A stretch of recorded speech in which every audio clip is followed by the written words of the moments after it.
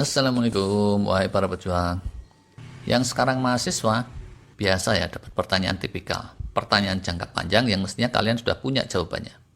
Kalian mau kerja apa? Nah, jawaban tipikal pertama biasanya jadi pegawai biasa, entah itu ASN, pegawai perusahaan raksasa nasional atau internasional, pokoknya jadi pegawai. Kalau kalian kelompok ini, diibaratkan ya di industri transportasi itu sama aja sebetulnya kalian ingin jadi tukang becak. Nah, kalau kerja atau berkarya, tukang becak itu tidak bisa sendirian untuk menghantarkan emak-emak montok subur dari titik A ke titik B 2 orang. Keringetan sih, kadang setengah ngeden juga, tapi sebenarnya dia cuma ngerjain separuh kerjaan aja. Separuh lagi itu jasanya si becak, bener nggak? Kalau yang ada cuma pikulan tukang peyem, bisa tipes itu tukang becak kalau mesti mikul ibu-ibu 2 orang yang subur makmur, bener nggak? Pegawai bank asing, Singso, pegawai BI, OJK, pegawai PLN, Pertamina, wow, kayaknya keren ya, tapi kerjanya keras juga, berangkat pagi buta sebelum matahari terbit dan kembali pulang setelah larut malam. Begitu dipensiunkan, daya kerjanya bisa jauh menurun, hati-hati. Sama Om Bob Sadino ini suka diledekin tuh, baju aja perlente, serba necis, tapi kerja dari pagi sampai malam, gaji nggak seberapa. Kalian itu kerja apa dikerjain? Loh. Tapi sebenarnya kalau niatnya benar tetap mulia. Ya mulia lah Kang Becak. Jawaban tipikal kedua itu pengen menjadi expert atau profesional. Dokter profesional, lawyer profesional, notaris, arsitek, pilot, programmer, youtuber, atau profesional expert di bidang apapun juga. Jangan dikira ini lebih keren dari jadi pegawai biasa. Kalian ini malah lebih apes dari tukang becak. Kalian ini seperti mak-mak yang nganterin anak jalan kaki ke posyandu. 100% beban kalian pikul sendiri semuanya. Anak digendong di sisi kiri, tas baju sama susu di pundak kanan. Baru jalan 10 meter si anak pipis lagi. Popoknya bocor.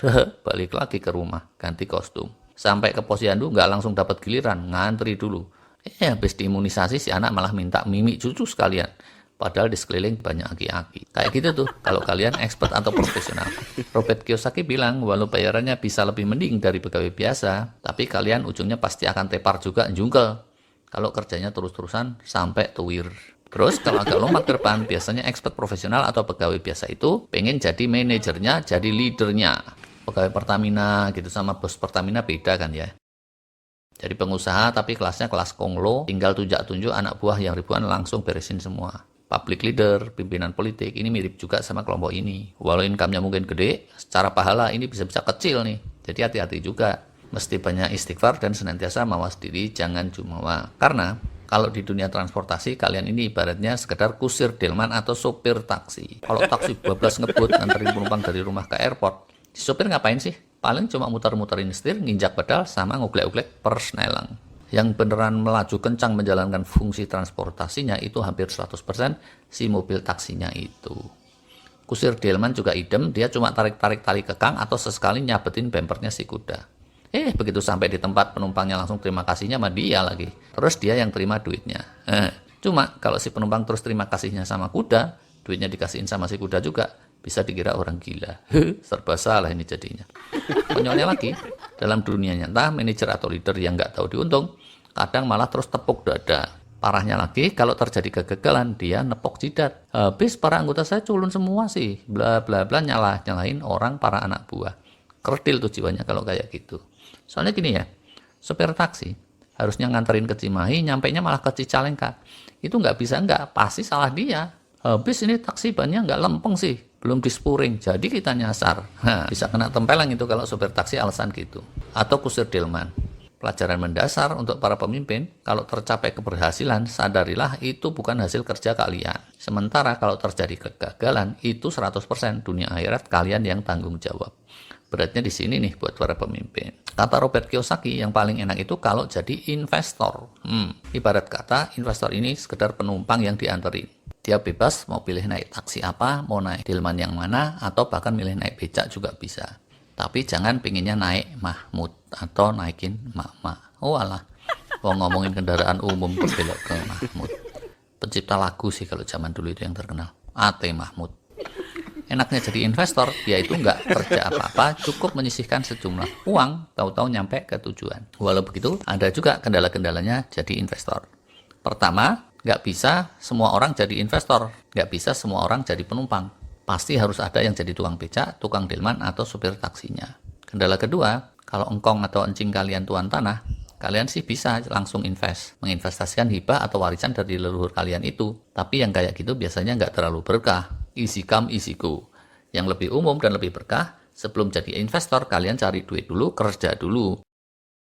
Yaitu jadi kayak mama tadi, atau tukang becak, atau supir taksi, kusir delman yang dikentutin kuda. Habis itu, hasilnya baru diinvestasikan.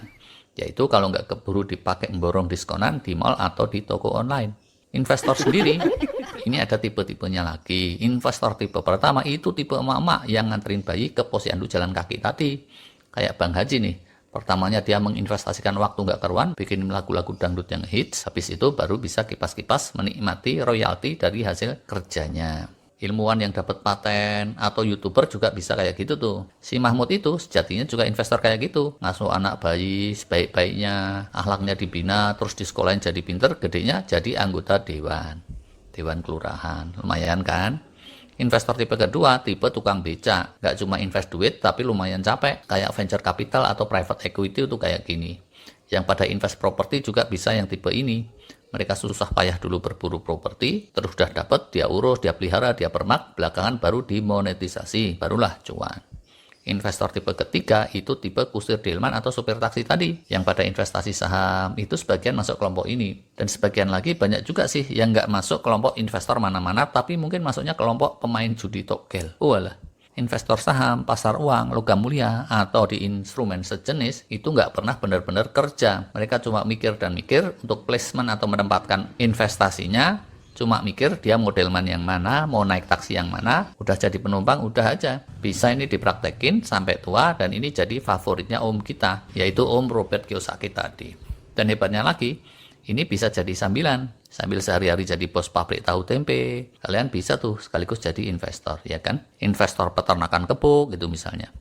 Sambil jadi profesor, dosen di kampus kelas jauh, kalian jadi investor startup digital. Spesialis game untuk para manula pikun, atau apapun lah yang sesuai keinginan kalian. Ada nggak investor yang nggak ngapa-ngapain, nganggur 100%, terus duit datang sendiri? Ada juga sih, kalian tinggal taruh aja uang di instrumen-instrumen yang sudah disiapin rapih oleh bank atau perusahaan keuangan. Entah itu deposito berjangka, reksadana, kayak gitu. Taruh aja duit 10 triliun, tinggal ongkang-ongkang kaki, pasti kalian tajir melintir-lintir. Oh alah, kalau udah pegang 10 triliun sih sebenarnya nggak usah investasi juga, udah tajir kali ya. Salah ini contohnya. Biarin nah, segini dulu obrolan ngalor gitu ini. Sampai jumpa dan terima kasih.